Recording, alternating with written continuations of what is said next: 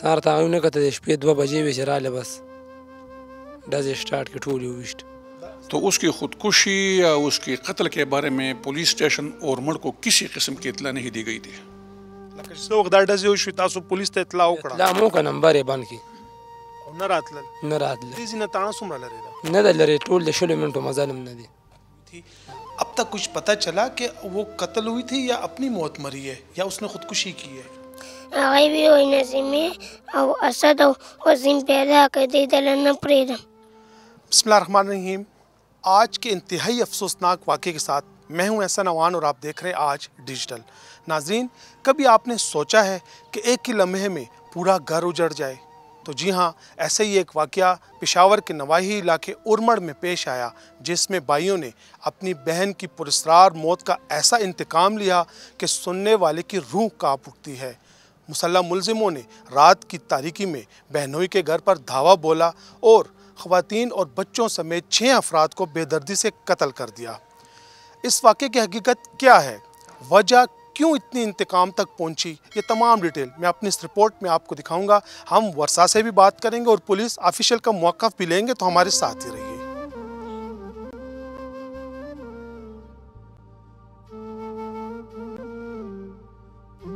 جی ناظرین، اس وقت میرے ساتھ اس بدقسمت خاندان کا سربراہ موجود ہے، ان سے بات کریں گے. چونکہ یہ پشتو میں بات کریں گے، پھر میں آپ کو اس کا اردو میں خلاصہ بیان کروں گا. اللہ پاک دی تاسو له صبر درکړي. لاول خپل نوم راته ووایه، بیا راته ووایه دا کیسه څه وه؟ ما نسیم نوم دی، د ما ښځه وه، د ما د واده 2 کاله شوي وو. هغې ځان په خپله پانسي کړو، کور کې جنګ شور راځي خامخا. هغې ځان پانسي کړو، د هیرونو یې مونږ سره تر 3 پورې ناست وو دوا ته. دا 3 ختمه شوه، دا پلاره تلو مونږ له اطلاع راکړه چې مونږ له به سهار خبر راکړئ. سهار ته هغوی ونه کتل د شپې 2 بجې وې چې راغله بس ډزې سټارټ کړې ټول یې وویشت. دا ستا کور والا کله ځان پانسي کړو؟ څو ورځې پهله؟ 3 ورځې شوې، 3 ایله 3 ختمه شوه، شپې له دا کار وکړو په 4 پرون 3 وه؟ واه. او هغې نه پس ته بیا دوی څه ویل چې دوی ته څه شک و چې دا تاسو دا وژلي؟ وایي تاسو وژلي ده. نو بیا تاسو څه مونږ ورته قسم قرآن هر یو شي د غاړه کېښوه. مشران مو کېناستو، مونږ ورته چې څنګه تسلي هغه غواړي مونږ ورته کوو، خو لکه مونږ نه ده کړې. وی نه قرآن منو نه قسم منو، بس هم تاسو کړې ده. د شپې بیا دې لیټ ټایم کې راغلي؟ 2 بجې راغلي د شپې. دې کې څوک څوک مړه دي ستاسو له کور نه؟ دې کې مې 2 وروڼه دي، یو مې مور ده، یو مې خور ده، یو مې ورېره دی، او یو مې بله ورېره ده وړه، او یو مې ورندار په هسپتال کې زخمي ده. لکه ټوټل 6 مړي دي او یو زخمي دی؟ یو زخمي دی. نو دا څو کسانو چې څه وخت رالل فایرنګ یې کړو؟ دا 3 کسانو. نو تاسو هغه ټایم وده وئ کور کې؟ ټول دو. بیا خو تاسو اوس نن چې کله دا واقعه وشوه او احتجاج یې مونږ نو احتجاج هم ولې وکړو؟ روډ هم بند کړو؟ روډ هم په دې وجې بند کړو چې د مونږ تپوس وشي که نه، حکومت تپوس وکړي. بېګا مونږ له د شپې سیچو نه دی راغلی، چېرته یو پولیس نه دی راغلی، رنګونه ورته کوه، نمبر یې راته بند کړي. اخري تر دې حده ورپسې مونږ لاړو چې ورپسې تاڼې ته مړي یوړ. لکه چې څه وخت دا ډزې وشوې تاسو پولیس ته اطلاع وکړه؟ اطلاع مو وکړه، نمبر یې بند کړي. او نه راتلل؟ نه راتله. دې ځینه تاڼه څومره لرې ده؟ نه ده لرې، ټول د 20 منټو مزل هم نه دی. 20 منټو مزل هم نه دی. نو ولې نه راتلل؟ لکه تاسو بس پوښتنه وکړه سهار چې کله بیا نه راتله، نو بس زور خو مو ورسره نه و. او دا لکه ستاسو کوم کور والا وه، دې ځان پانسي کړو؟ دې ځان پانسي کړی، زه په موقع نه وم، چېرته وې ته؟ زه بټۍ کې وم. ستا سره جګړه شوې وه؟ چا سره؟ نه بس داسې باس ماس مو وکړو، خو لکه داسې حرکت کول نه و پکار. لکه هغه یو مړی غلطي وشوه، د هغه سزا 6 ته میلاو شوه؟ 6 ته میلاو شو. اوس د مونږ دا مطالبه ده چې حکومت مونږ له مجرمان راکړي په لاس، چې رای نه که دا ټول کلی مونږ روډ بندو. بچې ستاسو نوم دی؟ اسد. ته وی بېګا چې کله ډزې کېدې څه کیسه وه، څنګه چل څه و، تا څه لیدلي دي؟ ما یو شمشاد و، یو خان و، یو منصور و، او پلار مې مو ویشتو، ورور مې، نیا مې، باجي مې، تره مې او خور مې، او بیا یې لاړل، بیا ټول رالل، او ما او دا ورور مې پټ شو، دا ډبل بیا لاړې، مونږ باتروم کې مونږ پسې ګرځېدل. سی ویلې هغې چې څه وخت کله راغلل نو ډزې چې کولې خپلو کې څه خبرې هغې کولې؟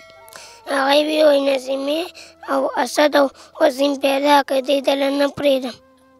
تا چغې والې هغې آه او تا او خپل بل ورور چې دی هغه بیا ځان لکه بچ کو پټ شوي تاسو؟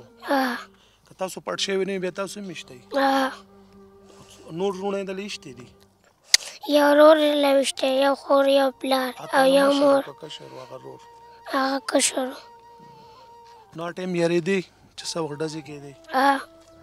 په باتروم کې پټ شوی؟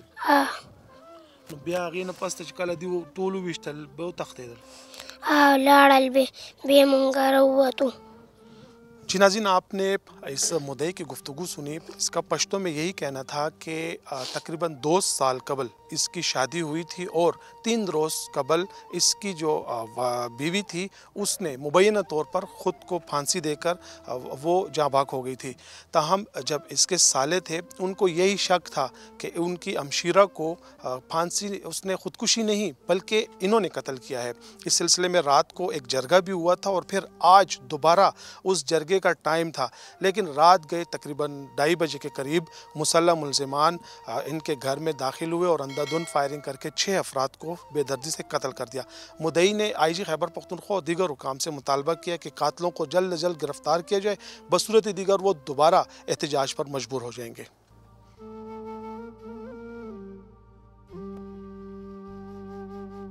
جی ناظرین، اس وقت ہمارے ساتھ SSP انویسٹیگیشن پشاور نور جمال خان موجود ہیں. آئین سے بات کرتے ہیں. سر بہت شکریہ.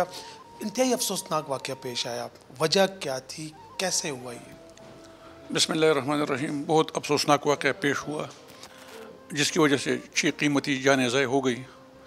یہ دونوں فریقین ایک دوسرے کے قریبی رشتہ دار بھی ہیں اور ایک ہی گاؤں میں رہتے ہیں. اور وجہ یہ تھی کہ 2-3 دن پہلے جو کیس کا جو کمپلیننٹ ہے نا FIR کا، نسیم نام ہے اس کی بیوی وفات پا گئی تھی 3-4 دن پہلے. تو ملزمان کو شک تھا کہ یہ شوہر نے اس کو قتل کیا ہے. ابھی تک صرف یہی ایک وجہ ہے جو آ رہی ہے. FIR میں بھی جیسے کہ آپ نے کہا کہ جو کمپلیننٹ ہے مدعی جو ہے نسیم، اس کی وائف جو تھی وہ پراسرار طور پر جاں بحق ہوئی تھی. اب تک کچھ پتہ چلا کہ وہ قتل ہوئی تھی یا اپنی موت مری ہے یا اس نے خودکشی کی ہے؟ اس بارے میں جب پولیس نے معلومات کی تو اس کی خودکشی یا اس کی قتل کے بارے میں پولیس اسٹیشن اورمڑ کو کسی قسم کی اطلاع نہیں دی گئی تھی. کسی نے اطلاع نہیں دی تھی کہ وہ خودکشی ہے یا مرڈر ہے. پولیس لا علم ہے اس سے. ابھی ہماری جب ورثہ سے بات ہو رہی تھی تو وہ یہ بھی بتا رہے تھے کہ کل جب سویم ہوا تو ان کا ایک جرگہ ہوا ہے جس میں انہوں نے اپنی صلح صفائی کی اور آج دوبارہ جرگہ ہونا تھا، لیکن رات گئے ایسا افسوسناک واقعہ پیش آیا. کیا کہیں گے؟ تو یہ ہوا ہے مگر اس کا پولیس کو علم نہیں ہے. اگر پولیس کو علم ہوتا تو پولیس بر وقت ایکشن لیتی.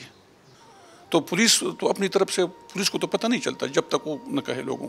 اب چونکہ الزام لگا خاتون کا کہ اس کو قتل کیا گیا ہے، پھر اسی بنیاد پر یہ 6 قتل ہوئے ہیں، کیا قبر کشائی ہوگی؟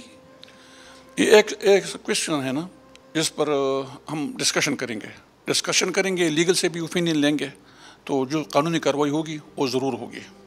ملزمان کا تعلق کہاں سے ہے؟ اسلحہ کون سا استعمال ہوا؟ 3 ملزمان ہے اس میں. 3 ملزمان ہے. شمشاد نام ہے، منصور ہے اور خان محمد ہے. یہ تینوں ایک ہی گاؤں کے ہیں اور ان کے قریبی رشتہ دار ہیں. ان کی گرفتاری کے لیے پولیس نے ٹیمیں بنائی ہیں اور ان کی گرفتاری انشاءاللہ جلد از جلد عمل میں لائی جائے گی. ان ملزموں نے اسلحہ کون سے استعمال؟ موقع سے جو خول برآمد ہوئے ہیں ان کو بھیجا جائے گا فورینزک سائنس لیبارٹری. وہاں سے جو ریزلٹ آئے گی ویپن کا ہم میڈیا کے ساتھ شیئر کریں گے انشاءاللہ. ناظرین، آج کا واقعہ محض ایک خبر نہیں بلکہ سوال ہے پورے معاشرے کے لیے کہ آخر کب تک یوں ہی قتل عام ہوتا رہے گا.